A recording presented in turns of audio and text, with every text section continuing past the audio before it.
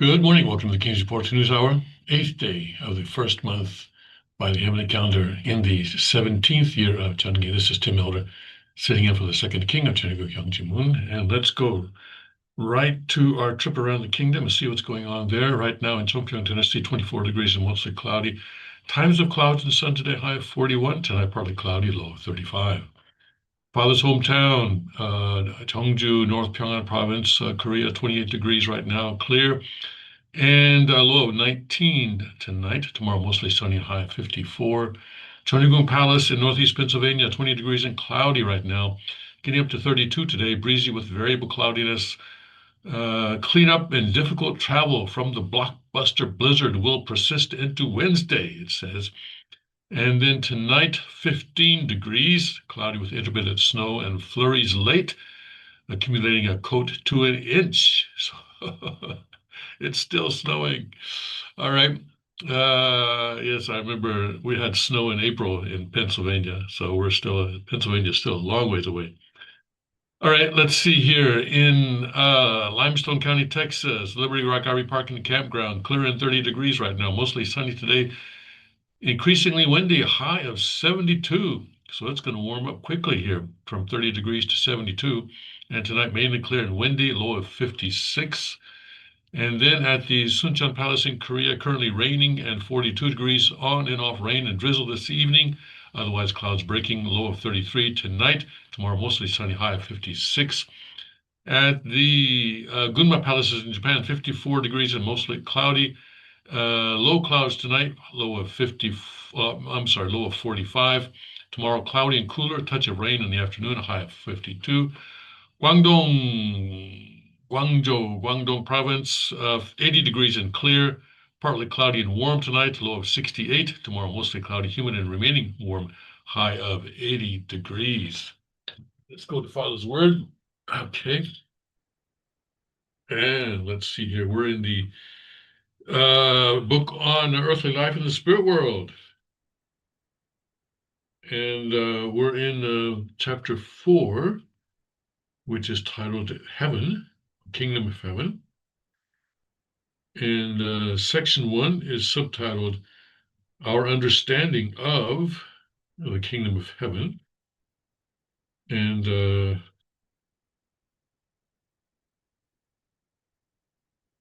And point 2, so this is chapter 4, 1.2, Christianity and Chundang. Chundang is, well, that's another word for heaven. Okay, Christianity and Chundang, another word for heaven. Now in Korea, Kidokyo, which is the Korean word for Christianity, does not include the Catholic Church. Yeah, and the Catholics. So it has to do with the history of how Christianity was spread to Korea. The Catholics were there first, and uh, they think, first of all, there was the question of what shall we call this? We have a religion that we want to spread in Korea. What we should call it? So they decided to call it Cheonju-kyo, teaching of the heavenly master, right? Teaching of the heavenly master is what they decided to call it, Cheonju-kyo. And so that is still the sort of the Korean name for Catholicism today. And then Kidokyo came later, and Catholicism was Catholics were persecuted, and a great deal of martyrs in their parks, or shall we say memorials in Seoul that you can visit. I think you can visit, of where Catholics were tossed into the Han River uh, as a means of execution. They were martyred that way. Um, and so when the Protestants came along, they said, well, maybe we don't want to identify with these folks who have been persecuted all this time. So let's go in and let's tell the Koreans that we are a different religion. No, we're not part of those bad guys, all right? We have a completely different religion. And so they call themselves Kidokyo, which is actually may come from Japanese. Uh, uh, actually, when you this is the way of expressing Christianity in Chinese characters and then pronounced in the Korean pronunciation. And I wonder if the Japanese came up with that combination of Chinese characters first. But anyway, so it's different. And so today, um, they are still different. And as I've mentioned before, even the name for God is different between the two. In Catholicism, it's a what is it? I think it's Hanulim. I think that's correct. Whereas but Father, of course, uses the Protestant version for God, which is Hananim. But Catholics don't say Hananim. They have a different word. Hanulim, I think it is. Hanunim, Hanunim or Hanulim or something like that.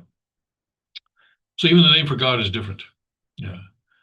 And as I've mentioned before, I think the Korean national anthem mentions the word God. May God protect our homeland, that kind of thing. And the guy who wrote the words to the national anthem was Catholic. And so the official, words to the Korean national anthem use the Catholic word for God. Anyway, so Father's saying 기독교와 천당. So he's referring to Protestant Christianity, and 천당 is another word for heaven. Okay, in Korean. All right, let's see. 교회 골백년을 다니다 하더라도 자기를 중심한 마음을 갖고 다니면 천국에 못 갑니다. 구원을 못 받습니다. So uh, uh, even if you attend church for 100 years, all right, if you attend church with a heart that is centered on yourself, you will not be able to go to the kingdom of heaven. You cannot be saved. You cannot be saved. 구원을 못 받습니다. 참된 종교가 어떤 종교냐 하는 것을 알아야 되고, you must know what kind of religion is a true religion. 참된 사람이 어떤 사람이냐 하는 것을 알아야 되고, you must know what kind of person is a true person. 참된 나라가 어떤 나라냐 하는 걸 알아야 됩니다. And you must know what kind of nation is a true nation.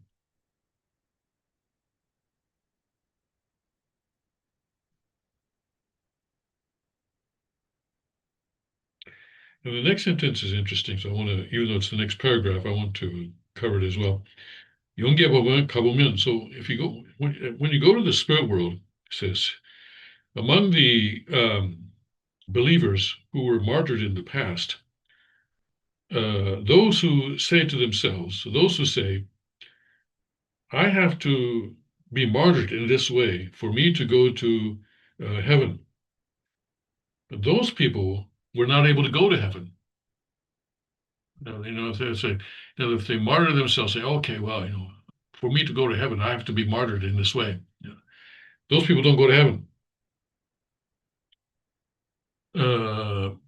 Whereas those who, anyway, then he goes into an explanation of how if you are martyred centering on God and centering on trying to liberate God, then you will go to heaven very quickly. Okay. All right. So that is God's word for today. Okay. Thank you. All right. Now, let's see what is going on. Let's see. So let's see. We can talk about North Korea. We can talk about Mexico. We can talk, yeah, okay. We can talk about, yeah, okay. Well, for one thing, I wanted to, the party conference in North Korea is going on, right? And there was sort of some speculation as to whether his daughter would appear on the stage there. And I don't see any evidence that she has, but some of the information coming out or some of the documents coming out of that conference is interesting because it gives her name for the first time. And until now, we haven't really known her name except for, she's known as in the West as Kim Ju-e. And the reason she's known by that name is because, well, this comes from Dennis Rodman. If you're a basketball fan, maybe Dennis Rodman. And 13 years ago, in 2013, he visited North Korea for the first time, and he met Kim Jong-un and his wife. And at that time, he was introduced to a little baby girl, and he noticed that she was being referred to or her, by a name that he understood. Now, Dennis Rodman does not speak Korean, all right? And if you don't speak Korean, then the sounds are unfamiliar, can be unfamiliar. So anyway, his best reproduction after he came back of her name was Kim Jue, or at least that's what sort of was decided based on his sort of evidence or his testimony that this must be her name, Kim Jue. Well, now, and all these years, North Korean media never referred to her name. They always referred to her as the beloved daughter or something like that. By her title, basically. But now, North Korea has referred to her name for the first time, and it's not Kim Jue. It's actually Kim Joo-hye. Kim Joo-hye. Some people are speculating, okay, because this could be a change in her name, and that could portend that she's actually going to be the heir. Because Koreans North and South believe that uh, that a person's fortune is influenced by their name. The Chinese characters, of course, but also the number of strokes in the name and so forth. And so, if someone is not doing well, uh, they will sometimes change their name. I once worked with a man who ran for office a couple of times, and he was unsuccessful. So he went to, and actually, there is a profession. There are people who will that you can go to, and you can give them money, and they will give you a good name, a fortuitous name. And so he did that, and he got a new name. And guess what? Yes, the next election he got in. So this naming thing it's a branch of the fortune telling profession. I could say, yeah, it is a profession, and people may actually make money on this um, in Korea. Uh, so, but so, but uh, it could be that some people are saying it could be that her name has changed, or I think though that actually it always was Kim Joo-hye, and Dennis Rodman could not uh, his ear, because he was not accustomed to Korean, probably could not tell the difference between he and e. And so, especially when it's pronounced quickly, Kim Joo-hye, Kim Joo-e, that's going to sound pretty similar, right? So anyway, but the interesting thing is now she's in charge of the rockets. It says she's the rocket general or rocket commander, I think it is, right? Um,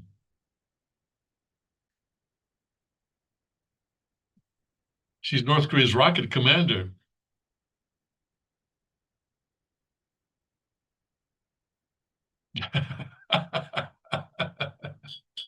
Oh, Daddy, what happens if I push this button? Oh, yeah, yeah, yeah, yeah, yeah. Okay. Anyway, but her name is now being given as Kim Joo-hye. I see that this particular media is not changing her name, but anyway, and she's in charge of the Rockets. Okay. And Dennis Rodman met her 13 years ago. Um, and so I guess she must be about 14 now. Okay, but also little sister also Kim Yo Jong also received a promotion. So there's something going on there.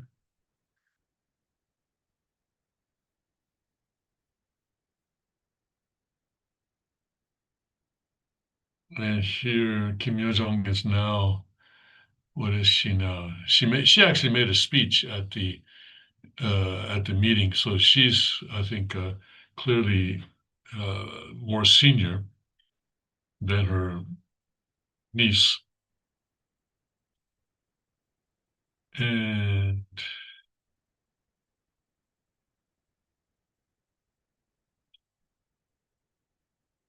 North Korean-run Korean Central News Agency reported Tuesday that Kim Yo-jong had been among 17 department directors of the party's new Central Committee at the first plenary meeting of the Ninth Central Committee the previous day. She had previously served as a vice department director, so she's been promoted as well.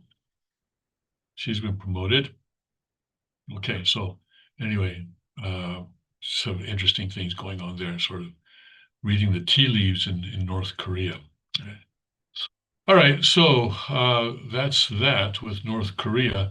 Oh, and by the way, in the U.S., of course, today or this evening is the day that President Trump is going to give his first State of the Union of his second term, and that's going to be broadcast at 9 p.m.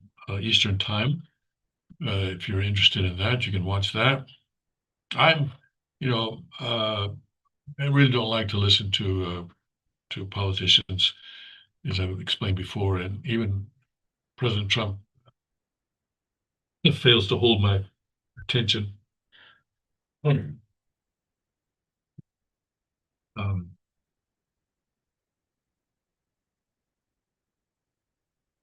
so I will not watch it. All right, let's talk a little bit about what's going on in Mexico. Um, you know, I mentioned yes, I think I mentioned that yesterday that this kind of thing is uh, a short-term solution at best, and some cartel experts are coming out and saying the same thing or something similar, saying that the business is going to go on. There's too much money involved for them to get bogged down in fighting each other and killing each other. Uh, and so they'll do some, of course, they'll do some retaliation and stuff like that. But eventually, though, they're going to probably pretty quickly settle down and keep the business going. And I have a story here that says that the cartels actually take in something like $40 billion a year. $40 billion a year. See, that's a lot of money. That's much too much money to waste now uh, on on some internal fighting. And of course, there'll be some because you got people who want to take charge and everything. But let's take a look at this story here because who's paying this $40 billion? Where's the $40 billion coming from?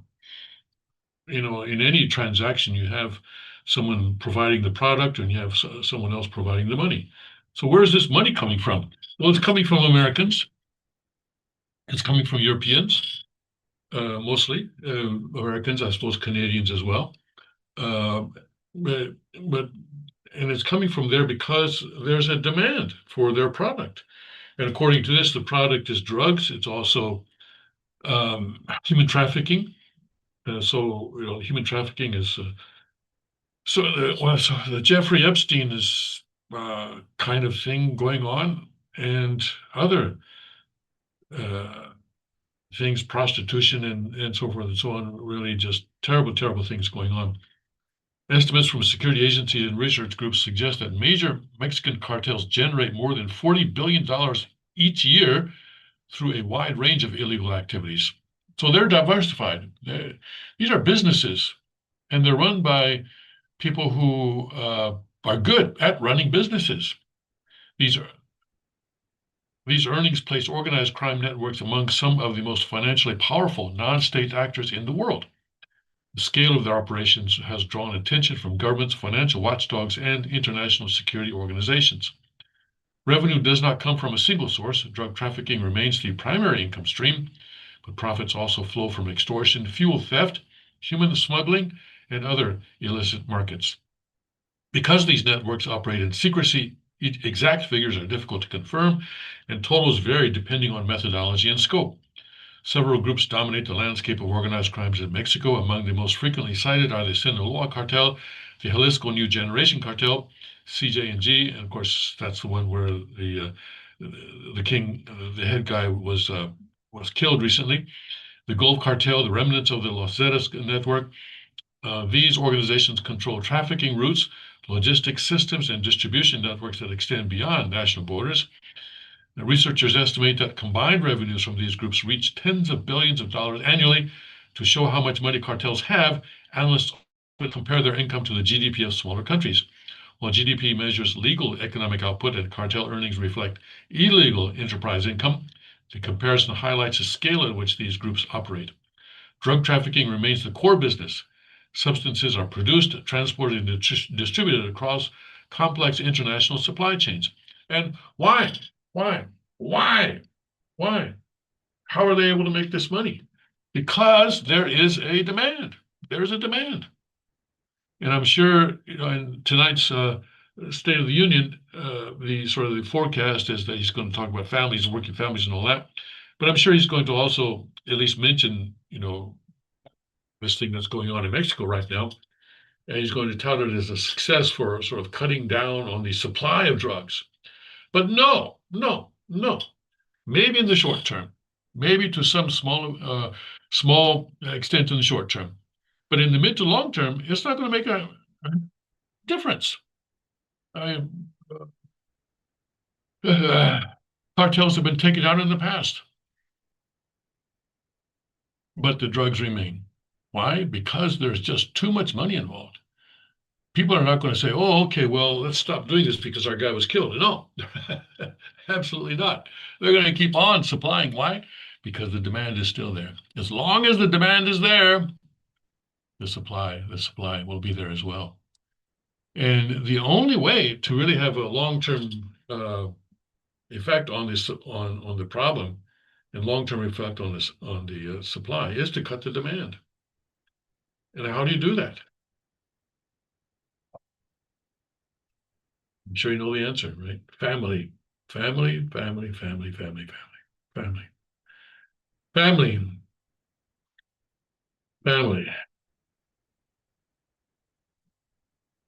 And I don't see President Trump expressing a understanding of the importance of the family in solving problems like this,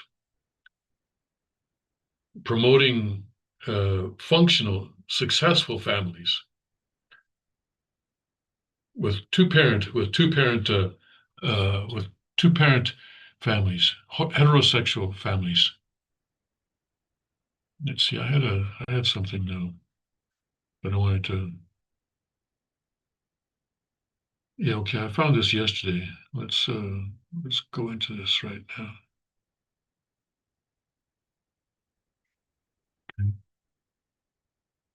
I did a search on how many children grew up uh, with with both their biological parents. Uh, oops.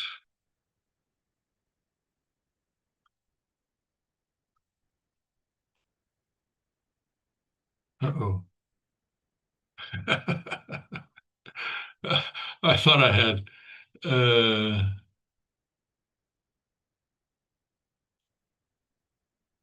Oh, no, that's not it. Okay. All right. That's not it. Let's translate this to English to see what I have here.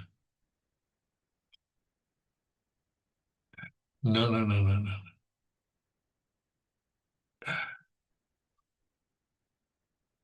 Okay, that's not it. Okay, well let me restate the question then. How many children grow up with both biological parents? Okay, it says here 71%. And I think that comes from the Census Bureau. That seems pretty high to me. And my sort of a sense is that it's a lot lower than that. But this is how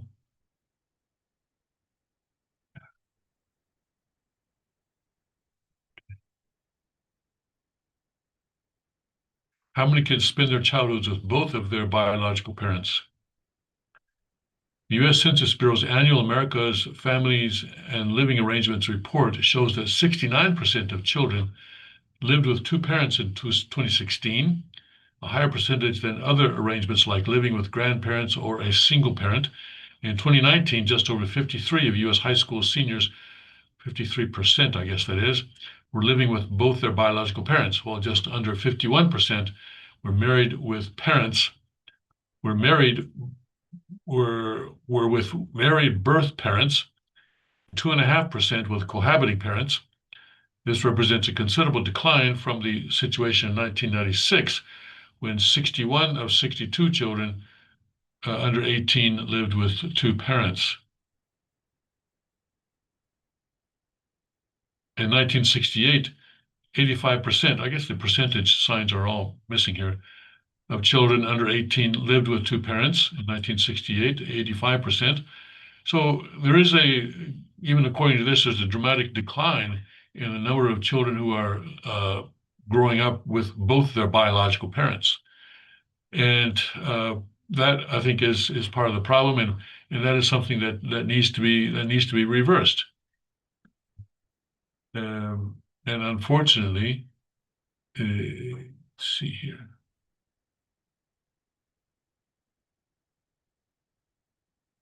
Right. Unfortunately, it's a trend, and this is part of the reason that we have a demand, and I think a growing demand for drugs in America, for hallucinogenic drugs, and even now marijuana, of course, is being legalized in many places, and scientific studies now are coming out that this is that the effects on teens much more negative than have been uh, said in the past. So we have a problem with demand, and the demand is continuing and growing, and so the supply is also going to continue and grow. And the drug cartels are set up to be able to service that demand, and that's where the problem lies, with the demand, not with the supply. And it's you can do a lot of flashy stuff with bombing the and killing the people who are doing the supply, but they are fungible. They can be replaced very easily, and someone else is going to replace this guy that was recently killed, and the supply is going to be right there. It's be right there, man. Uh, so drug trafficking remains the core business. Substances are produced, transported, and distributed across complex international supply chains. At the same time, diversification into other criminal activities has strengthened financial stability for these organizations. See that? These are businesses, all right? They operate just like any other business. Fuel theft, for example, involves tapping pipelines and selling stolen petroleum products through informal markets. Extortion of local businesses and transport networks adds consistent cash flow. Human smuggling is another revenue stream tied to control over migration routes. Fees collected for movement across borders can generate significant profits and overlap with other criminal activities. Reports indicate that major cartels operate with increasingly sophisticated tools. Authorities have documented the use of semi-submersible vessels, drones, encrypted communication platforms, and extensive tunnel systems designed to move goods while avoiding detection. All that costs money. And where's the money coming from? It's not coming from regular taxation, which is what governments do, right? No, it's coming from customers. It's coming from customers. Where are the customers? They're in the United States, they're in Europe, they're in Canada for the most part. And so that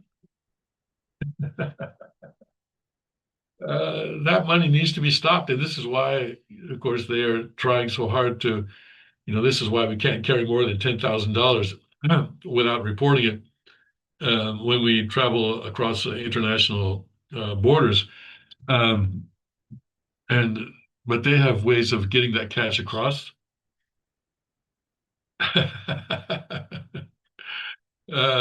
Underground tunnels have been found equipped with lighting, ventilation, transport tracks, suggesting structured engineering efforts. See,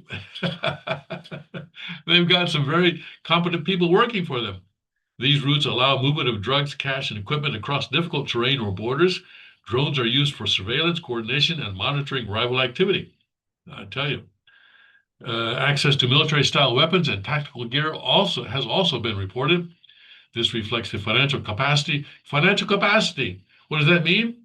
Lots of money coming to them from where? Customers. Customers, customers, customers, customers, customers. They're not like governments. They don't steal money. They take it. People give them money voluntarily in exchange for drugs, in exchange for prostitutes, in exchange for whatever, in exchange for the being guided across or whatever, but it's coming to them. Of course, they also have extortion. Yes, they do have extortion. Um, so this reflects the financial capacity of these groups rather than formal military structure, but it demonstrates the level of organization and resources available.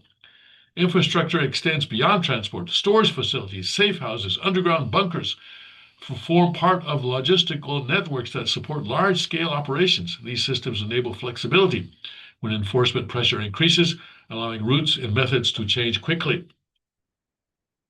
Authorities increasingly focus on financial disruption rather than only intercepting shipments. Investigations target money laundering channels used to convert illegal profits into legitimate assets. Funds may move through cash-intensive businesses, property purchases, agriculture transport companies, and digital transfers.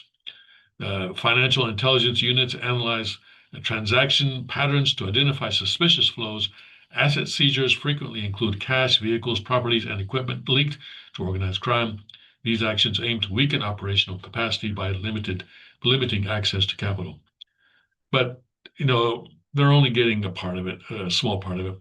Cartel activity is not confined to one country. Trafficking routes and payment systems cross multiple regions, making coordination between law enforcement agencies essential.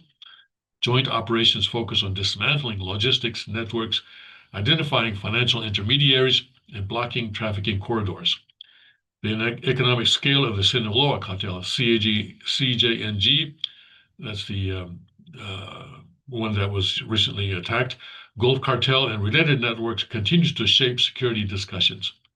Their diversified income streams, access to advanced tools, and global financial links underline the size and complexity of organized crime structures operating today. Wow. So it's a problem, and governments don't know what to do with it. Um, the president of Mexico is being attacked right now on social media because apparently last year she said that, using military force against these cartels would violate their rights, and it really won't have much of an effect. And well, she's right in that it won't have much of an effect, but she was under pressure from President Trump, and apparently Rubio told her that if she doesn't attack the cartels, then President Trump was going to do something himself, and she decided to, rather than have a foreign military come in and do something in Mexico, that she would rather do it herself. And so apparently that's how this whole thing came about. But she's going to be proved right that it's going to have a limited effect on the actual supply of drugs and a limited effect on the drug problem in the United States, right? That's just the reality of the situation. Sure, it's flashy. It gets the news headlines. President Trump is going to mention it today, and I don't know. Maybe this was timed to occur the weekend before the State of the Union address. Wouldn't be surprised if that's the case. Wouldn't be at all surprised if that's the case.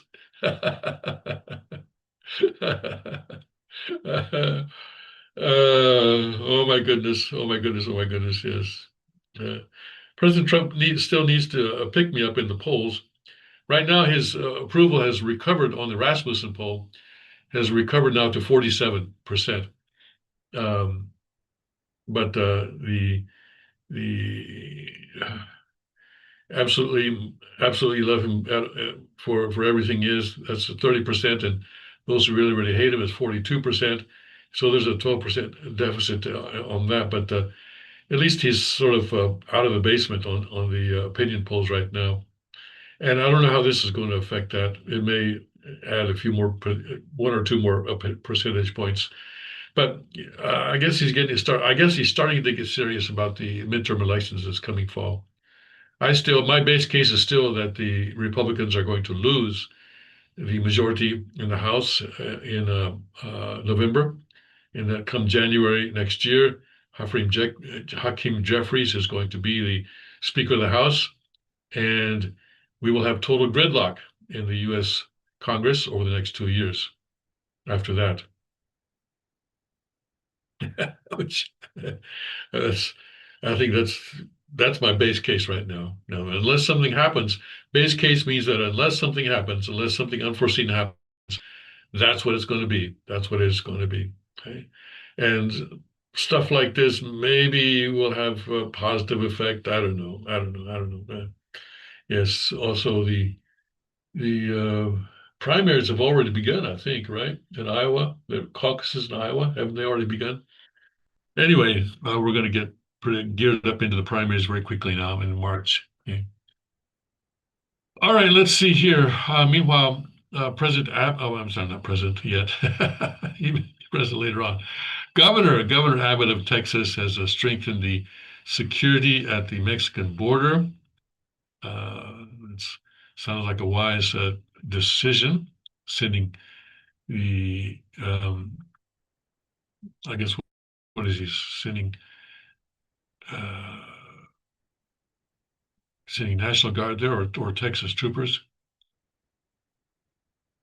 Let's see, Governor Abbott heightened security along the Texas border Monday as a shelter-in-place order for the United States citizens in Mexico reached a second day in the wake of attacks that killed a notorious cartel leader and over 2 dozen Mexican troops. The U.S. first issued a shelter-in-place for U.S. citizens Sunday in Jalisco, um, and about 4 other states after a Mexican army killed one of the country's most powerful cartel leaders and a guy known as Elemento. 25 members of the Mexican National Guard were dead in 6 attacks following Elemento's killing, which also led to hours of roadblocks and burning vehicles, um, so forth and so on. And said the Department of Public Safety, so this is like maybe Texas Rangers, I guess, would step up our operations in response to cartel violence in Mexico. Okay, also including Texas Highway Patrol, Tactical Marine Unit, and Aircraft Operations Divisions are all stepping up their activities in Texas. Okay, well, so that the violence does not overlap into the United States. Okay, let's see here. All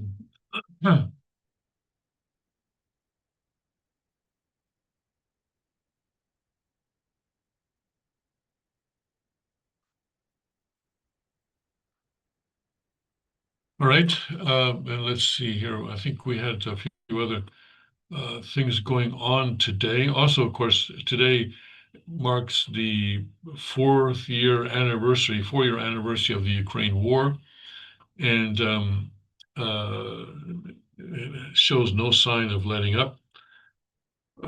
People keep saying, "Oh, no, it's in its in stages," but it keeps on going, doesn't it? It keeps on going. 4 years now, and President Trump said during the campaign that it would take him 24 hours, but it's taking him a lot more than that. And unfortunately, every day that he spends, thinking about the Ukraine war is one day that he's not thinking about China. And that is an unfortunate situation. And he needs to be thinking about China a lot, a lot, a lot, a lot, a lot. Okay. Okay, let's see here.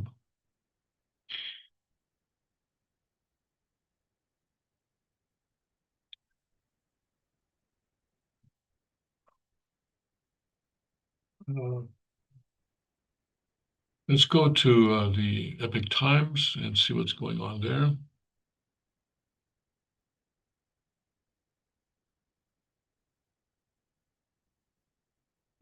Trump's new 10% global tariffs take effect. Actually, he's raised it now to 15%.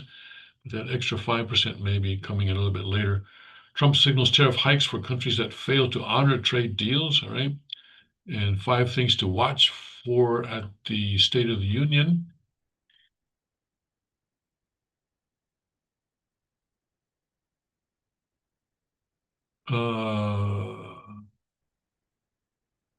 And California spending $35 million to aid illegal immigrants.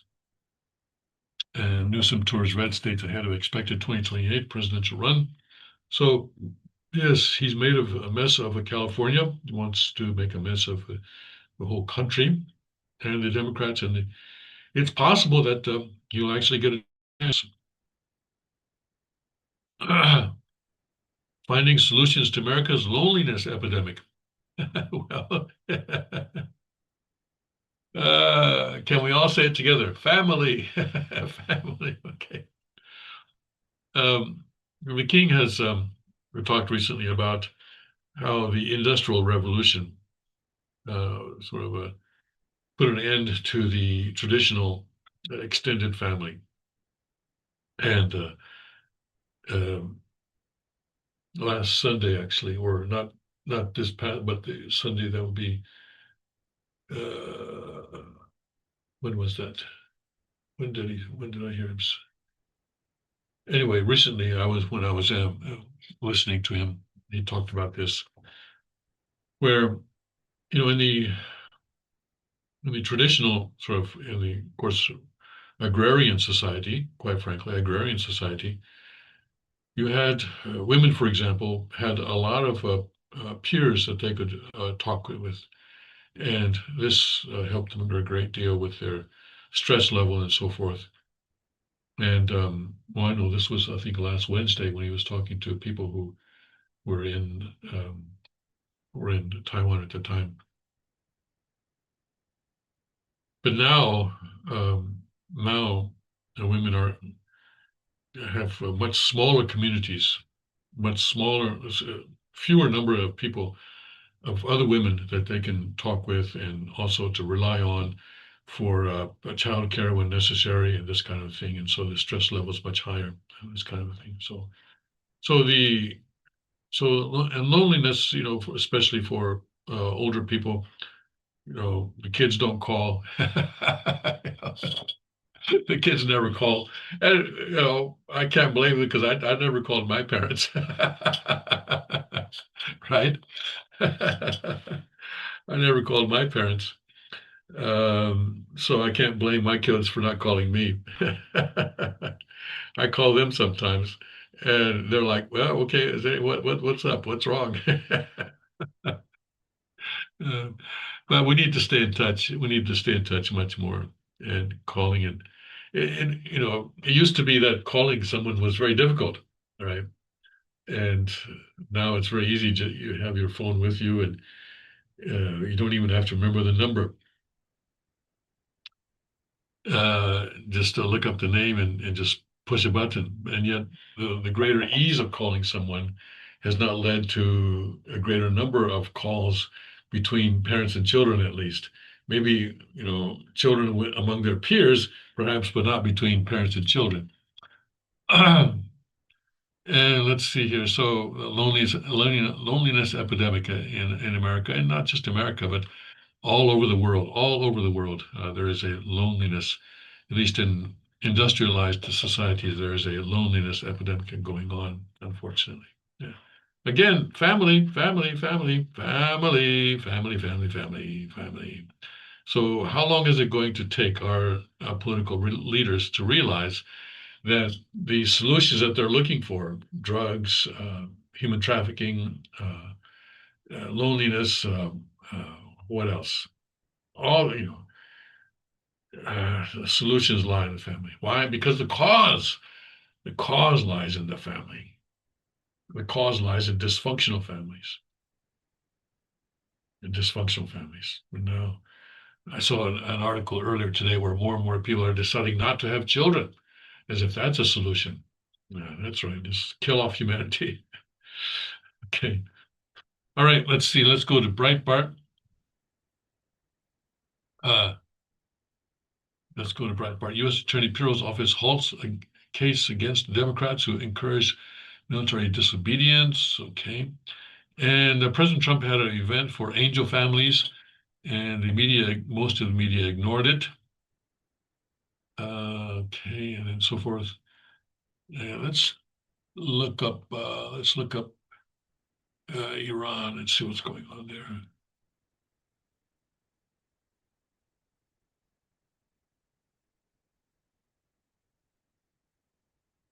Let's see here. Trump says top general predicts easy victory over Iran. He says otherwise in private. Trump Iran airstrikes decision to be guided by Kushner and Steve Witkoff's advice. Trump said, frustrated with limits of military leverage against Iran. Trump weighing strike options against Iran. Fox News 54 minutes ago.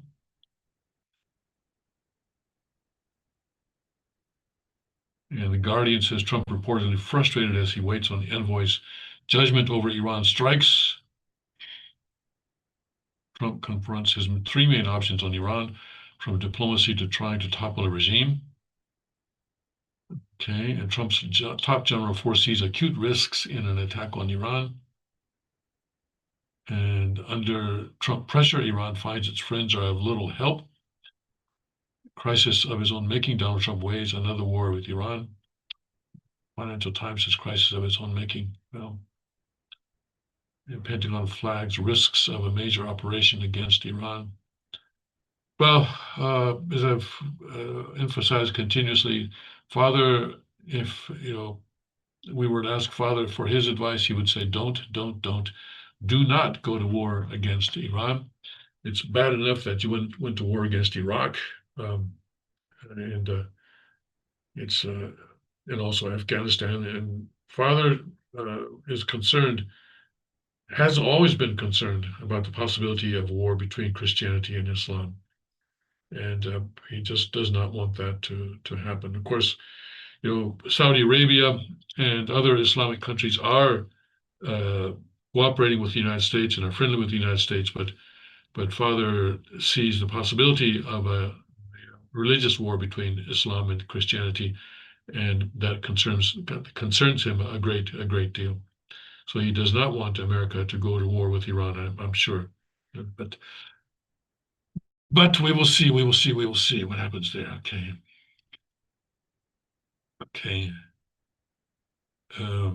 Here, Breitbart TV, UK arrests Prince Andrew, but ignores migrant rapes. Yes.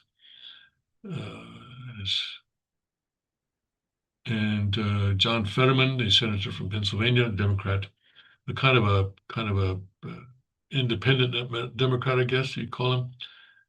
Defense Coast Guard blasts DHS shutdown. America loses right now.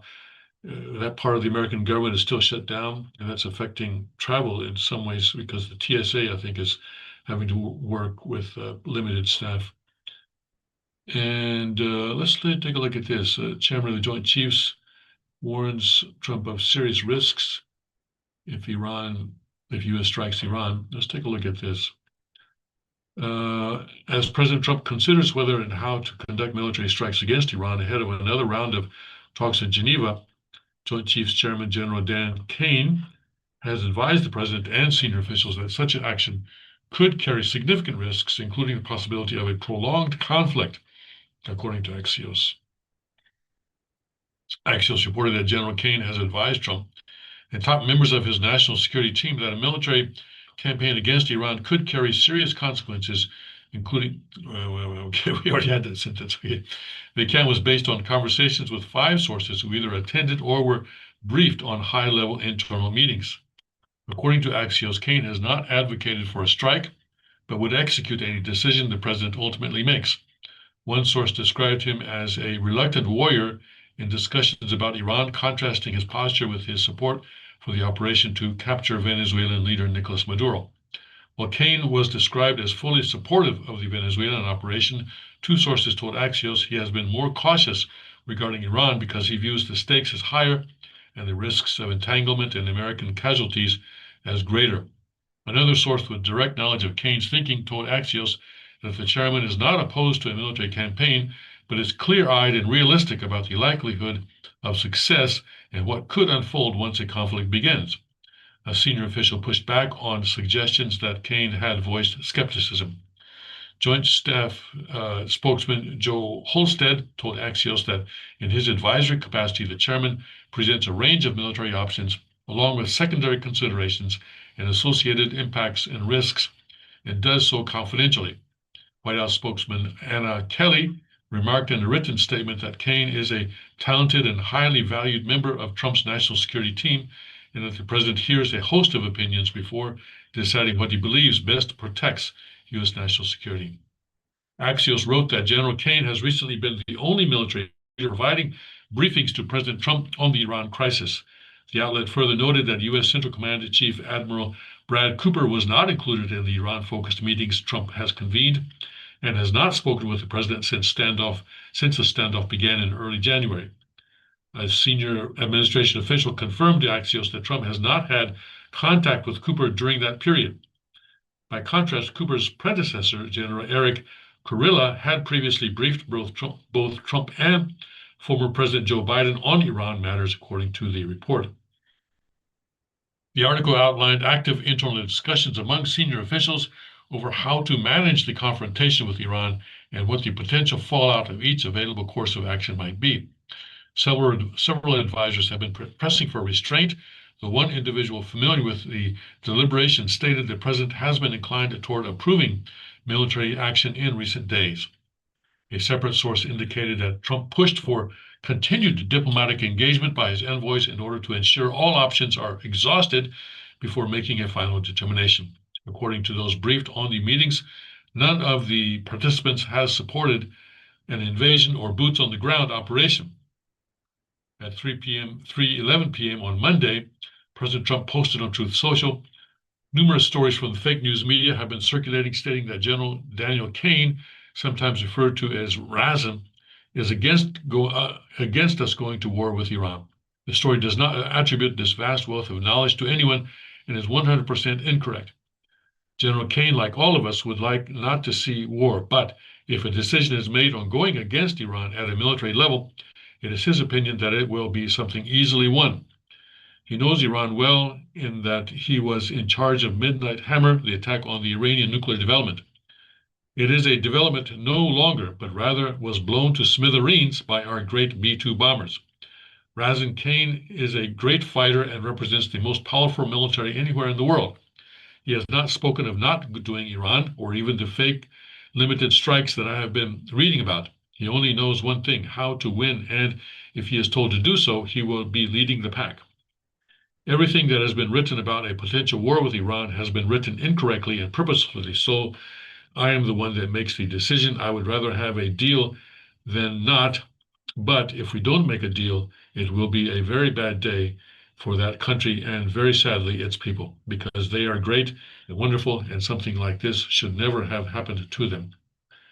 And Vice President J.D. Vance has been expressing concern during the internal discussions about the possibility that military actions could draw the United States into a deeper conflict. A source told Axios that Vance has been raising questions about the risks and operational complexity involved, while another described his role as laying out arguments on both sides to ensure the president can make an informed choice. The same source emphasized that Vance is not outright opposed to a strike. Secretary of State Marco Rubio, meanwhile, has been characterized by two sources as sitting on the fence rather than pushing firmly for or against military action. Although Rubio has long been viewed as hawkish on Iran, Axios said that he has recently devoted more attention to issues involving Venezuela and Cuba. Trump's envoys Steve Witkoff and Jared Kushner are scheduled to meet Iranian Foreign Minister in Geneva on Thursday for another round of indirect negotiations facilitated by Oman. According to Axios, both men have counseled the president to delay military action for now, arguing that additional diplomatic engagement could improve Washington's leverage before any final decision is made. In a Fox News interview over the weekend, Witkoff explained that Trump has been frustrated and curious that Tehran has not capitulated under mounting U.S. military pressure, though he added that those characterizations may overstate the president's posture. Witkoff also cautioned that Iran could be a week away from refining its highly enriched uranium into industrial-grade bomb-making material, warning that such a development would significantly narrow the window for diplomacy. Outside the administration, Senator Lindsey Graham, poster child for globalism and forever wars, has emerged as a leading voice in Trump's broader orbit pushing for military action. See, that's always Graham is pushing for military action, always without fail. In comments to Axios on Saturday, Graham expressed he was frustrated that several of the president's advisors were urging restraint and discouraging strikes against Iran. He also pressed Trump directly during a Sunday phone call to proceed with military action rather than delay. The people of South Carolina have got to do something about this guy. You got to get him out of office so that he's no longer in a position of influence like this. Come on, he's the number one globalist right now in the U.S. Senate, and I think when is he up for election next? I don't know. Anyway, people in South Carolina gotta get him out of office.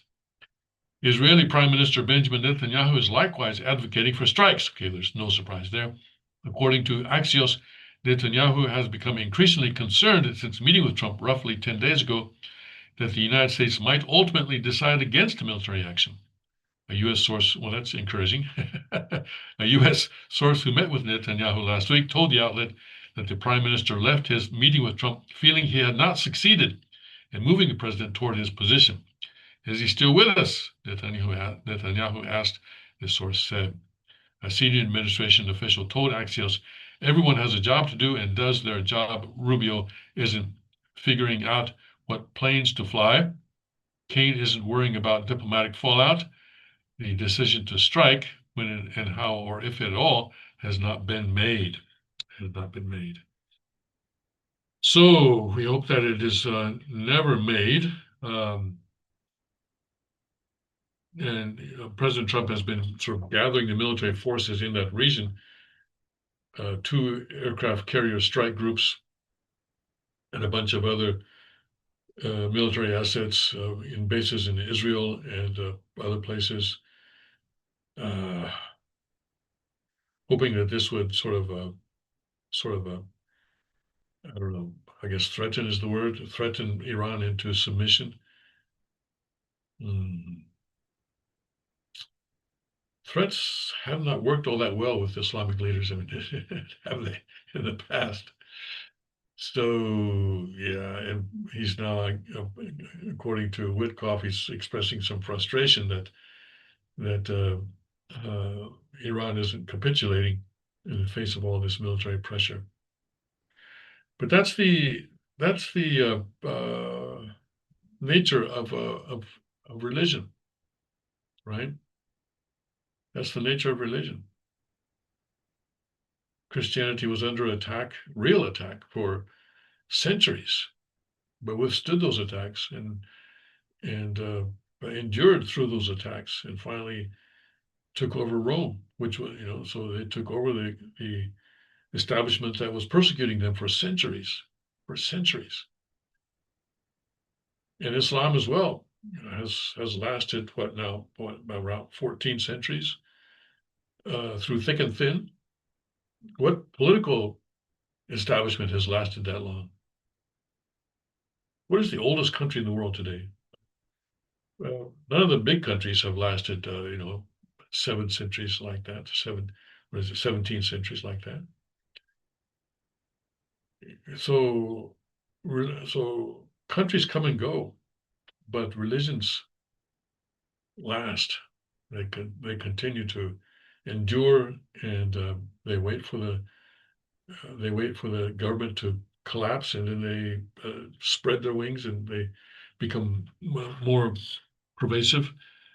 So I think President Trump is getting a lesson in what it's like to go up against a religion like this, and so that's why it's not a good idea to start a war with a religion.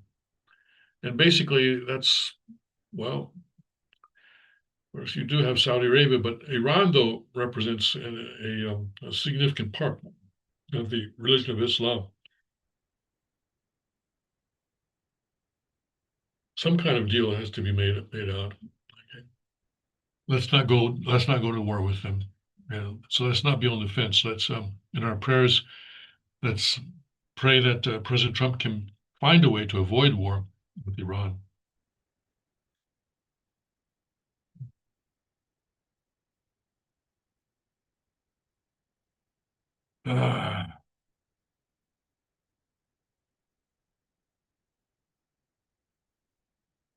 All right. That's about it for today. I want to thank you for joining us today, and hope that you will have a good week. Tomorrow is Wednesday, so we'll be doing another episode of the OSDP, and you can look at the playlist on my YouTube channel leading up to that, if you like, and we'll be continuing that. I think tomorrow will be the 20th installment of our OSTP lectures, I believe. All right, so in the meantime, God bless, Godspeed. May his kingdom come quickly.